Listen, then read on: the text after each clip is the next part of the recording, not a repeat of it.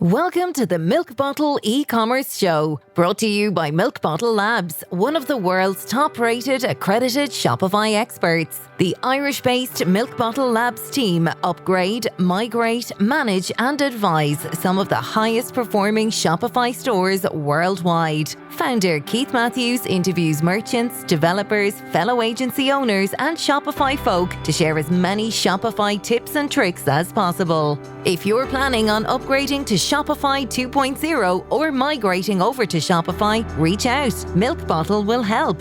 Now over to Keith. Welcome back to the show, folks. Today, I am delighted to be joined by Vicki O'Callaghan. Vicki is the owner of Babyboo.ie, one of Ireland's go-to destinations for their little ones.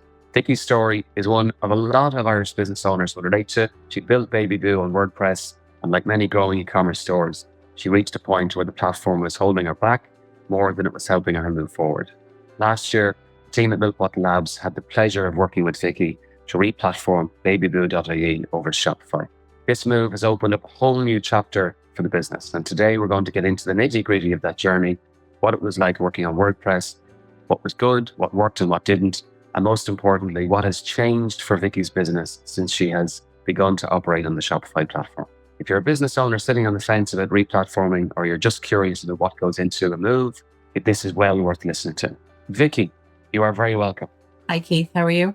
Good. Great to have you. Thanks very much. Vicki, I love your story. A lot of the businesses that we move over to Shopify, there's always a story. There's always a genuine story. And a lot of the media and a lot of the stories that you read in the media aren't necessarily, I don't think, as authentic as yours. So genuinely delighted to have you. For those listeners that do not know what Babyboo do, what is Babyboo.ie? So we design and manufacture organic cotton clothing for babies and toddlers. We, being myself and Michelle, my business partner, we have 5 kids between us. They're not babies anymore, but they all had very sensitive skin. Ruby, my daughter, had really bad eczema and reflux. So I suppose that was kind of the starting point for the business. There was a gap in the market. We couldn't find bibs without plastic backs, which if you have a child with sensitive skin, plastic is a big no-no, plastic and polyester, all that kind of thing. So we started by designing our bandana bibs, and then we've extended the range now to include lots of other products, cellular blankets, sleep bags, sleep suits, and we personalize our products now as well. So I suppose it's a much bigger business now, but initially it started off as a bib business. And a lot of your product is organic, isn't that correct? Yes, yeah. We make everything with organic cotton. Okay. And everything is manufactured in Turkey, which is really important because the climate in Turkey, it's to do with how the cotton is grown and how absorbent it is, basically. So if you do any kind of research, Turkish cotton comes a close second to Egyptian cotton. So it is a really high quality product, I suppose. And Vicki, does that require, we've worked with suppliers in other verticals where they end up doing, 2 or 3 months a year at a trade show. Do you have to engage, visit these suppliers, or do you have a long-term relationship with a single supplier? Yeah, I suppose we're really lucky with we've 3 manufacturers in Turkey, and they all kind of specialize in different types of fabric and different products as a result. So we have one, for example, who looks after all of our knitwear and our blankets. It's all organic cotton yarn that's used. We have another one that looks after the bibs because that's a different type of absorption. It's a different type of jersey cotton. And then we have another one who looks after sleep bags and muslins because, again, another type of cotton, another type of fabric. But we've had all 3 of those for 8+ years now. We've met all 3 of them at trade shows in Cologne. There's a very big one every September in Cologne called Kind and Jugend. It's huge. So we've gone to that a few times and we've met them. So we've also had teams go in and check their ethics, check, the workforce. I suppose any business that's using organic cotton anyway, if it's got certified, there has to be a certain level of, I suppose, fair trade and ethics that they have to reach in order to get that certification. So that was really important to us. We wanted to keep the manufacturing within Europe as much as possible because I suppose when you go further afield, it's harder to trace and it's harder to to track where the cotton is coming from and all that kind of thing. So as a supplier to you, they have to have all of their boxes ticked. Yeah. So then you can buy in confidence from them, knowing that it's the equivalent of coffee fair trade. Is that? Absolutely. Yeah. Yeah. Okay. And I remember at one point during the build, you mentioned that there was also somebody else checking the standards in the product from an Irish consumer point of view. Yeah, so there's a few things that go on, I suppose, when you're manufacturing and selling baby products, especially if it's related to baby sleep. It's really important that certain safety standards are met.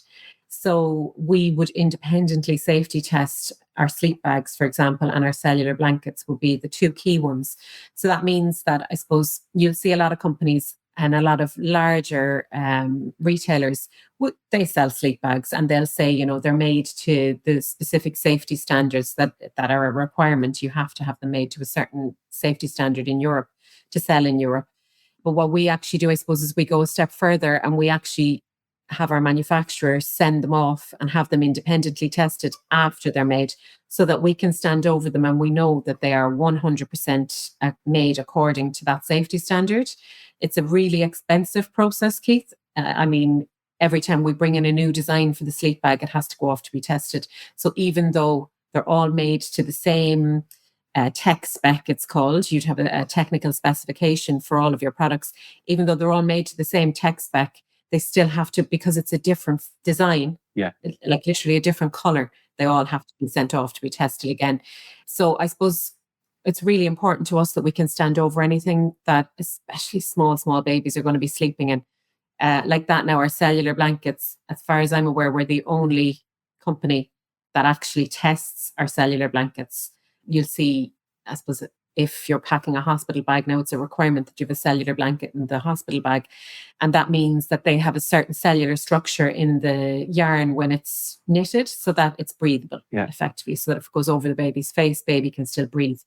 We've sent ours. There isn't actually, would you believe, a safety standard that measures that, but there is a standard there that you can have it tested for breathability and air permeability. So we've had that done, again, independently, sent off to Intertech, which are a huge international testing house for products. So yeah, it's very important to us, I suppose, that all of our, what's the expression? I's are dotted and T's are crossed when it comes to all that kind of thing. Yeah, when I asked you that question, I didn't think there was that much detail, but it just goes to show. And as you're talking, I'm being reminded that you're supplying clothes and accessories for babies. So what you've just described makes perfect sense, because there's absolutely no way you could stand over a business. You know, you described the ethics of the production, and now you just described the safety. So it makes perfect sense when it's explained. But to the average person purchasing something for a child, I suppose they don't realize what goes into it. No, they don't. You know? And I suppose not everyone does that either. So, you know, there's a lot of fast fashion and Chinese companies out there now selling similar products, but there's certainly not the same level of safety testing and standards met in their production, you know? Yeah. So, Vicki, a major part of your business is customization. Mm-hmm. So can you just explain the setup that you have to deliver that? So obviously the product that you just described is basically a plain product, isn't it? Some of them, some are not. Take the bibs, for example. So we would have about 200 designs in our bandana bib in stock at any one time. And we would also have about 30 plain colours. Depending on the season, we change them. So obviously coming up to Christmas, red would be much more popular, maroon would be more popular. We'd always have baby pink, baby blue, white, cream, you know, the kind of standard neutral colours. But we have 4 industrial embroidery machines. So probably about 30 to 40% of the orders coming in every day now have customization. So we embroidered the bibs, the blankets, cardigans are a huge area for us. Most of the products at this point would have a plain version that can be embroidered. And it's a huge thing, the whole personalization area of the business, which was one of the biggest challenges we had in moving to Shopify, actually. And before we get to that, you have staff then on site that are embroidering every morning, isn't it? Isn't that right? Yeah, so we have, there's 3 or 4 of us are trained to use the embroidery machines, but we have one staff member who that's her job every day. So she comes in at 7:30. She embroiders for 4 to 5 hours. We're actually recruiting at the moment. We're hoping to get someone to work opposite her in the evenings because it's just so busy. So the product comes in, you store the product. Obviously, you're selling on Shopify, and then it gets embroidered. So if I was to purchase an embroidered item on a Friday night at 6:00, what sort of turnaround time? Because you're also very proud of the service that you give. Yeah. So what sort of a turnaround time do you end up with? You have a few options, I suppose, with delivery. So we do click and collect in Cork. If you ordered on a Friday night, it will be ready on a Monday morning. So the next day. If you ordered as a priority order, it would go out on a Monday. If you ordered as a regular tracked delivery, it would be gone out of the warehouse generally by the Tuesday, potentially Wednesday, depending how busy it is. Different times of the year. Now, obviously, coming up to Christmas, that stretches to 6 to 7 days because it's just so crazy with personalization at Christmas. Do you ramp your staff up and down based on seasonality? We do. And we always recruit someone coming into September, and generally we keep them usually and then recruit another person. I suppose the business has been growing fairly consistently year on year. So we've just been expanding the team where possible. You don't always keep staff members. Obviously, it's all part-time here. Yeah. So you'll have most of our staff work about 4 to 5 hours up until everyone is gone by 1:30 every day. So that's kind of the model we wanted from the start. We wanted kind of a flexible model that suited people returning to work, parents, people who I suppose struggle to find part-time work while kids are in school, that kind of thing. Yeah. So Vicki, if you reflect now on 12 months ago on WordPress and now you're on Shopify, what's the biggest difference that you find opening up Shopify on a Monday morning versus WordPress? Obviously, there's pros and cons to everything, but I think with Shopify, the biggest thing is how easy it is to find information, analytics information. So the app is fantastic on the phone, like nearly too fantastic. I find it difficult not to keep going and checking, how many orders have come in today and what's the turnover so far today. But I think the biggest change for us has been on the front end, definitely. The customer experience is far superior. And like I know that you have a lot of loyal customers, like the mothers and dads in their nature, if they buy off a store and get a good service for, if they're happy with the product and the service is good, that results in repeat business. Mm-hmm. So have you got feedback from people direct to say, well done, or have people noticed it? Because yeah, they did. They have. Yeah, I suppose when we went live initially in October, we had feedback immediately from people who use the site a lot, because I suppose with the bibs in particular, we'd have a lot of return business, and it's all been positive. We haven't had any negatives at all, really, to be honest. Yeah. In terms of operating Shopify, is there anything that Shopify doesn't do that you'd like it to do? There's a few things, but nothing major, to be honest. I suppose a lot of it is because we were on WooCommerce for 10 years. It was a big change for the team. It was a lot of adjustment. Massive. So it took a while to kind of bed in the change. But now, I don't think any of us really even remember WooCommerce. It's mad how quickly your brain just restructures and refocuses. Yeah. As I say, pros and cons to everything. WooCommerce is easier in some ways to manipulate. If you want a specific thing, you can generally just code it in and do it. Shopify is a bit more structured. Like, for example, we have a gift note section on the website, and it doesn't feed back into the confirmation email that customers get. Now, it's on the list to fix. It will be something. Yeah, we could do that. Yeah, I know. But that's one thing. And that's, I suppose, creates then most people who order get their confirmation email, check it and go, oh no, the gift note didn't go in. And then we get an email, can you confirm you have the gift note? So small things like that. But generally, no, it's been, very positive experience. Yeah, it is. Look, it is. You're on online store too, which is heavily customizable. I think though that it's just, in my view, I think it's a good thing that you need to get somebody in to make certain changes, because there has to be guardrails. Mm.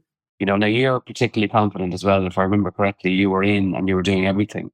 You mentioned the app. I think the app is one of the game changers. The app is brilliant. And if you're running multiple physical stores and you have the Shopify POS app in there, you can actually see your turnover every day across your entire business, which is fantastic. And I remember as well, the reporting is quite good, isn't it? The reporting is good. The Sidekick, the AI reporting is really handy, really good for quick stats on things like Yeah. how many Blue Bessie bibs have I sold this month, and it'll give you the feedback straight away rather than having to go in and search, Yeah. check that. Yeah. So that's really helpful. Yeah, like it's a brilliant system. There's no denying that. That's good. Vicki, one of the things that I'm always fascinated about is international sales. So Ireland is your core market. What's your second market? UK. UK. And that is growing. It is growing. Yeah, we're doing a lot of work on it at the moment. I suppose we would have put a lot of investment into it pre-Brexit, and then Brexit happened and it just fell off a cliff. There was no sales coming in. It was just gone. So we stepped back from it. But again, in the last 6 months or so now, we've started investing again. We're working with an agency. We've a lot of UGC content from UK influencers. So we're doing a lot of that kind of marketing to build up that market again. And yeah, it's a slow builder, but it is definitely our second biggest market. Yeah, that's the case with a lot of businesses. And I think the hangover of Brexit has declined slightly. It has, yeah.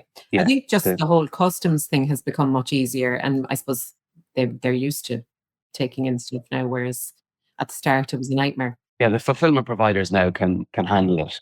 And the truth about it is that it's a wonderful market. It's a larger market. Demographics similar to ourselves.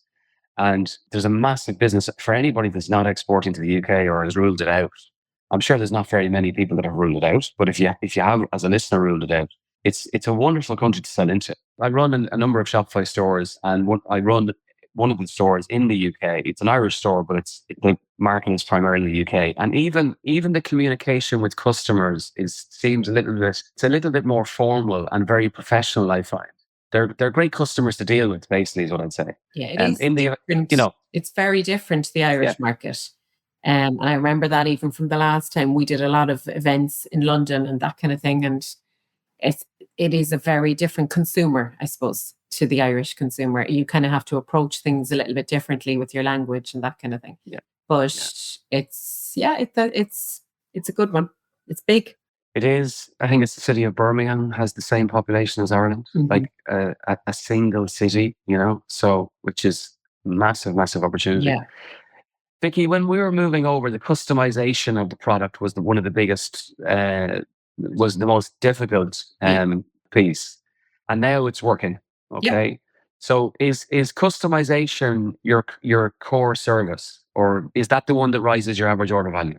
It, I suppose, has the biggest markup. Yeah. Okay. So yeah, like realistically, it was a huge challenge when we were swapping over, because I suppose we had done things in a certain way on WooCommerce. And like, there's no denying the setup on WooCommerce in the back end was way easier for the personalization side of things. It was just way more, it was just much easier. Yeah. Shopify took a bit of work to get it to where it is now. But from the front end point of view, Shopify is way cleaner, way easier for the customer to use, much more professional looking. WooCommerce, it was great and it was easy to do in the back end. And we say this a lot actually in the warehouse in general, where things were easier in the back end on WooCommerce. On the front end, they're far superior on Shopify. And I suppose you're weighing up whether your customer experience is more important to your efficiency in the warehouse. And for us, customer experience obviously will always win. Look, you were on WordPress for over 10 years, weren't you? Mm-hmm. The interesting thing is there's also a psychological element to moving platform. Everybody talks about, the Shopify app and the ching when you make a sale and the administration, the dashboard, and it's fantastic. But very few people talk about the stress of it. The stress of not, like, a lot of people will log into WordPress and they'll get a warning up top to say that plugin has to be updated, and they get tired of that. Yeah. But if you're doing that for 10 years, you also get used to it. Yeah, absolutely. And I suppose, like you said, I would be fairly technical. So that kind of thing wasn't really an issue for us. We just outgrew it. I suppose we had looked at it 4 or 5 times over the years about moving. And obviously we knew we know lots of other businesses, and we knew lots of businesses who were on Shopify and all had positive experiences. But at the same time, it was a huge decision to actually move, and a big investment as well. Like, there's no denying it's not it's not a straightforward thing to do. It's not an easy change. It's a big project.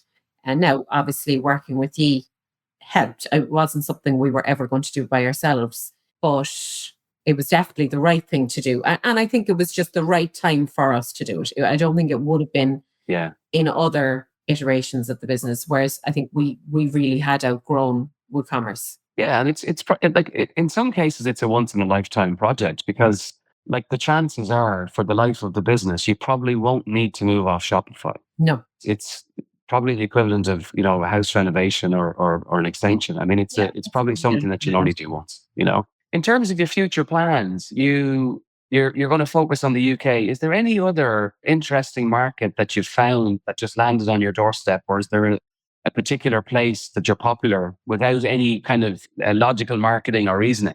Not really, to be honest. We're doing a lot of work on the German market at the moment. So we spent a bit of time researching the different European EU countries, I suppose, specifically. And the German consumer has a certain level of quality that they look for in a product. They generally prefer to buy organic. They're the lowest fast fashion country in Europe. So they don't buy a lot of fast fashion. It's a culture thing. So we've started doing a lot of advertising to the German market, and we've tailored a lot of our UGC ads. We have some German influencers who've created native German speaking ads and that kind of thing. So that's one that we're trialing at the moment. We're going to give it 6 months and see how it goes for us. And Australia is the other one, I think, where there's obviously so many expats. We've just created a collection on the website for actually. It's interesting. We noted when we were doing some research in the first quarter of the year, we were focused on people purchasing to send to Australia, to send to Irish people living in Australia. We hadn't actually taken into account that a lot of the Irish people living abroad actually want to buy presents for people in Ireland who have babies. We've added 2 new collections to the website, which will be used as landing pages for ads. One is popular gifts in Ireland and popular gifts to send outside Ireland. We'll see how that goes. But Australia is a big one for us as well, because obviously there are so many Irish people in Australia. That's good, yeah. And in Australia as a market, the most advanced e-commerce market in the world, the first market where e-commerce penetrated the most was Canada, and the second was Australia. They're a very similar demographic. That's interesting. You talk about Australians buying for people in Ireland. We did a lot of work on a bookstore one time, and it was based in Ireland, and they couldn't understand why they were getting a lot of traffic from Portugal and Spain. And what actually happened was they were Irish people making purchases while they were on holidays for deliveries in Ireland. So the traffic was coming from somewhere else, but the orders were for Ireland. So it was a particular time of the year where a certain set of books was very popular, Vicki, it was an absolute pleasure to talk to you. Thanks, Keith. We will put links to the site in the show notes. And on behalf of the team at Milk Bottle, I want to wish you all the best in the future. Thanks a million, Keith. Thanks for listening. All of our episodes are available on Apple, Spotify, iTunes, and Google Podcasts. If you're an e-commerce professional with an exciting story to tell, reach out to the team on hello@milkbottlelabs.com. Until the next time, take care.